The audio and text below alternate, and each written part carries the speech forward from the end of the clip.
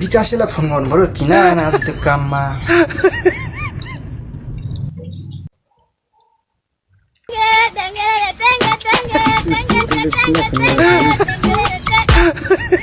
hello त आज काममा किन नआएको अन्त हिजो बेलुका निदै लागेन क्या यार म त भुसुकै निदाएछ बिहान पल्ट यार साले हुन्छ खुब अल्छी लाग्यो होला काममा आउनु फुर्ती लाउँछ काममा आउनुको अल्छीले होइन हौ यार 3-4 दिन भयो निन्द्रै लाग्दैन रातभरि के भयो यार मलाई भनेपछि तँलाई गर्लफ्रेन्डले धोका दियो होइन त त्यही भएर नआएको रहेछ नि त